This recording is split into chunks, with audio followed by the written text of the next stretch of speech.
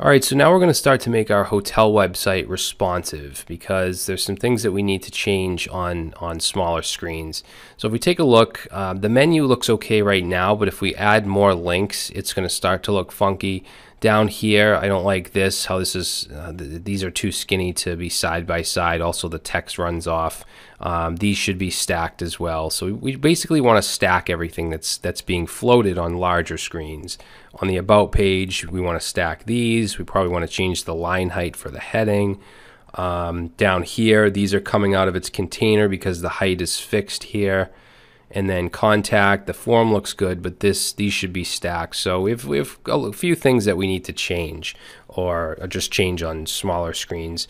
Now we could put media queries right in our style.css, but this style sheet is already pretty big. So what I'm going to do is create a whole new style sheet in the CSS folder called mobile.css. And we're just going to go to our index, and right below the style CSS link, I'm just going to copy that down. We'll change this to mobile, and then we just want to add a media attribute, and we're going to set this to screen and then a set of parentheses, and we'll say max width. Let's do 768 pixels. So basically tablets and less. Tablets, smartphones, any small device. And then that style sheet should kick in. So to test it out in mobile CSS, I'm just going to do a body and do display none, which will make the whole body disappear on small screens. So if I save that, you'll see there's nothing showing until I hit that 768 breakpoint. Okay, so we know that that is actually in effect. So we'll get rid of that. I just wanted to test it out. Now, in our index file, we're going to start with the menu, which looks fine now, but if I take this last list item, the contact link here, and I go down 3 more times and save, you'll see that now it looks messed up. So what I want is everything to be centered, the logo centered, and then all the links to be in a vertical fashion. So what I'll do is I'm going to keep our style CSS open and take our mobile CSS and move it over to this half, okay, over to the right side. That way we can see both at the same time and see what we need to change. I'm also going to close up the sidebar here. Now for the nav bar, let's see, let's go down to our nav bar, and we're floating the H1, the logo, to the left. We're floating the UL to the right. We want to basically set those to float none. So let's say navbar H1, and you know we should be actually targeting the logo class. See how the H1 has a class of logo? So let's actually do navbar.logo. We'll do that here and over here. .logo. All right, and then we're going to set this to float none. Okay, just doing that's not going to change anything, but we want it in the middle, so we're going to say text align center. And if I save that, now that's put in the center. Now for these, I want to first get rid of the float on the UL. You can see it's floated to the right. I also want to get rid of the float on the LIs. Okay, so we want to remove both of those. Now I could combine both float. What am I doing? So we'll say navbar UL, and let's also do navbar LI. And we want to set both of them to float none and save. Actually, you know what? This is not overwriting this because over here we specified the UL, so we'll just have to do that here as well in order for it to overwrite it. All right. Now, this comes down quite a bit, and later on you're probably going to learn JavaScript where you can create some kind of button, and you can click it and then have this menu just kind of transition down. We may even get into some of that later on, but right now we're just dealing with straight HTML, CSS, no animation, anything like that. So I think one thing we could do is get rid of some of the padding, not make these so wide, so fat, so it doesn't come down as much. So let's grab navbar ULLIA. We want to grab the link because that's where the padding is. If we look over here, it has padding 20 pixels. So I'm going to update that to be only 5 pixels on small screens. All right, now they kind of look bunched together, so what I'll do is add a border as well, a very faint border. So let's do border bottom, and let's do just a shade lighter. We'll do 444. Let's do dotted as a style and 1 pixel. Okay, so we'll save that, and now that looks much better. So we still have our hover effect. Good. So the next thing I want to do, actually, let's get rid of those extra links. That'll make it look better because there won't be as many links. Okay, so now we have a responsive menu. So we have our standard nav bar, and then we have our responsive nav bar. So the next thing I want to do is we'll skip the showcase. When we test with the devices in the DevTools, we may need to update this a little bit, but for now let's move on to the home info section. And one thing I want to change is the height. Okay, if we go down to our home info ID, it's 400. I want to actually change it to 450 because it was covering the read more even when it was a little bit above 768, like right here on 400. If I change it to 400, you can see that it kind of runs down a little bit. So we want that to be 450, like that. And then once we hit that 768 mark and mobile CSS kicks in, what I want to do is just get rid of that image completely and have this whole dark part with the text go all the way across. So let's add in here home info, and we're going to take the image, so home dash info, and I believe right here it has a class of info image, and I'm actually going to set that to display none. All right, so now that image is gone. Next thing we need to do is the info content, which is this part here. We need to get rid of the float because right now it's float right. So we need to get rid of the float. Actually, I'll just copy this whole thing. And we need to change the float, the width, and the height. Okay, so the float should be none. And actually the height, we'll just leave that, but the width we want to change to 100% because we want it to go all the way across. So let's save that, and there we go. All right, so you can see that these parts are now responsive. Once we hit that part, it goes down like that. Okay, so the next part is the 3 boxes right here. Now these have a class of box, it's the same class that's on these as well, so it's also going to pertain to this. Basically, anywhere on the site where we want to line these boxes up like this, they have that box class right here. So we want to clear those, and then we want to set them to 100%. That's really all we have to do. So let's say boxes and dot box. We want to say float none. And we want to set the width to 100%. Okay, we'll save that. And now you can see they're nicely stacked. So that looks pretty good. Now we're going to move on to the About page. And this is not going to take effect yet because we haven't added the link tag to the About page. So let's go to index and let's copy. Let's just go to this index.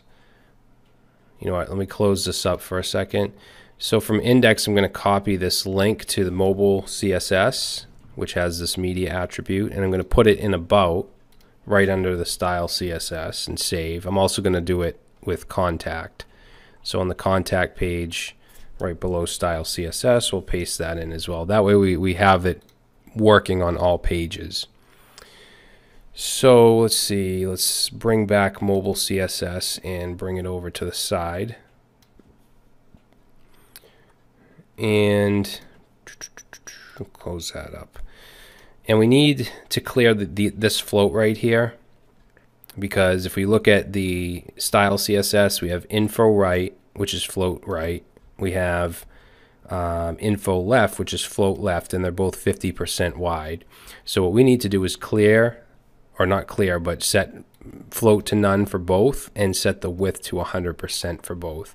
So let's go down here and let's say about, and we're going to grab about info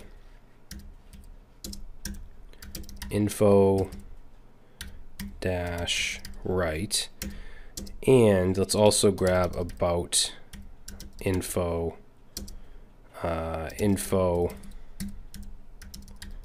dash left. Okay, because we're doing the same thing for both, so we might as well just put them both on you know, the same style. So let's do float none, and let's do width 100% and save. All right, cool. Now for the heading here, I actually want this to be aligned to the center. So if you remember, this has a class of L heading.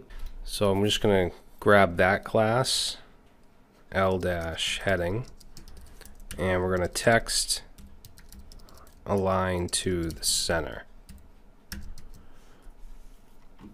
And then another thing I want to do is the L heading in the style CSS, I just want to add a line height to, because the words were running into each other. So let's see, where is it? It should be up here at the utility right here. So L heading, I'm going to say line height. Let's change it to 1.2. All right. Now let's see, what else do we want to do here? The info right, which is the image, I kind of want to move that down a little bit. I think it's too close right here. So I'm going to grab this. We'll go right here and we'll just add a margin top to it. So let's do 30 pixels. Okay, so that moved that down a little bit. All right, now the testimonials here, you can see that the boxes are kind of coming out a little bit.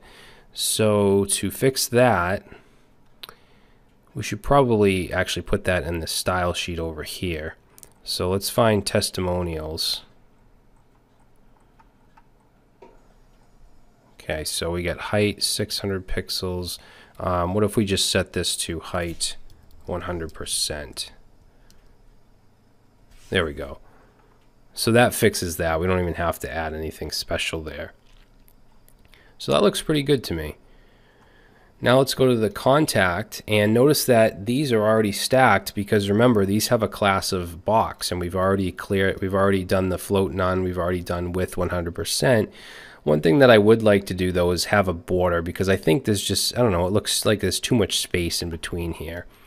So let's go down here, we'll say contact, and let's target the contact dash info, and we want to target the box class inside there, not just dot box, because we don't want borders on in the other boxes which are on the home page. We don't need that, because as you can see, they kind of revolve the colors, so we don't need it there. But for the contact boxes, let's do border bottom. Let's do 444 dotted 1 pixel and save. And now you can see we have the border. I just think it gives it a little, just a little texture, I guess. Okay, cool. So what else do we want to do here? I think we're ready to start testing it on the actual devices. So I'm going to make this bigger. I'm going to open up our DevTools, and let's click on the device icon here. And for this course, I'm only going to be testing on iPhone X, 6, 7, 8, Galaxy. I don't care about iPhone 5 because the screen size is so small that we'll have to add extra media queries just for that. And not too many people have an iPhone 5 anymore. If you want to add those styles yourself, you can do that, but we're not going to focus on that. So let's see, if we look at this, this looks pretty good. One thing I noticed though is that this is pushed down quite a bit, so we may want to look into that. About page looks good. This is pushed down quite a bit. Contact page looks good. All right, let's look at iPhone 6, 7, 8. So kind of same thing really. Looks good. Let's try the Galaxy. Yeah, pretty much all the same.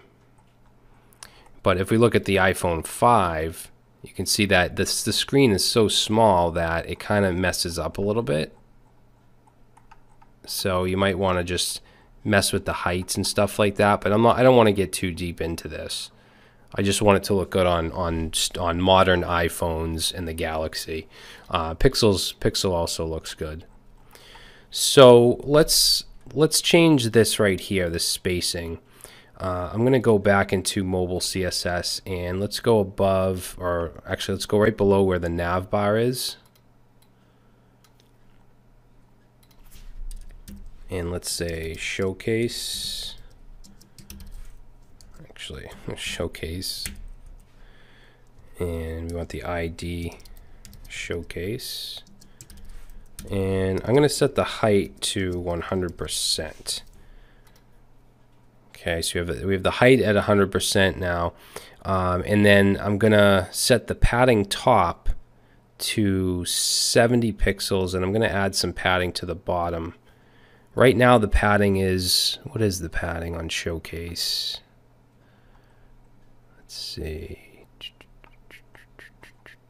Yeah, showcase, oh wait, yeah, padding top, I'm sorry, not showcase, showcase content. The padding top is 170. So I'm going to change it to 70, which will move it up. So let's actually just grab this. And then we can take these out. So we'll do padding top 70, and then to add some space on the bottom, let's do padding bottom 30 pixels. And there we go, that looks much better. And that's the Pixel 2. So if we look at the iPhone, and let's take a look at the iPad. So that's the iPad.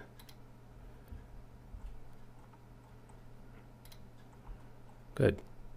And the iPad Pro is just going to look like the desktop because it's so wide. Okay, so now what I want to do is check out the landscape view. So let's hit the landscape. And if you wanted to, you could put a media query for the height, and you could lessen the padding here. But I think it's fine because as we scroll, it looks good. You know, but if you absolutely need to have this above the fold when the person lands on the page in landscape mode, you could do that. But yeah, the rest of it, you can see the floats are intact because the width is 812. Our breakpoint is 768, so these are still going to be floated along with the menu.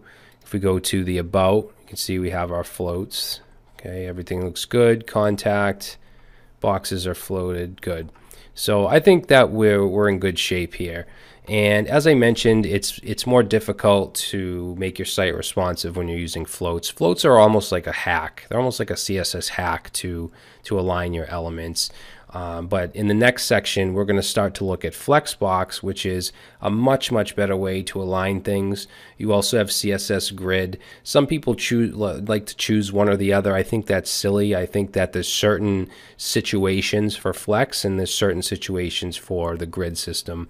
And I'll kind of go over those differences as we move along. All right, so that's it. I hope you're enjoying the course, and I'll see you in the next video.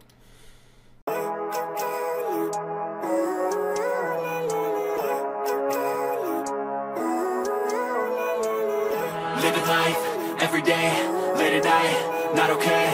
All I want, and I pray, all I need are some better days. Fuck me, I'm looking in the mirror, so foggy, but I've never seen clearer.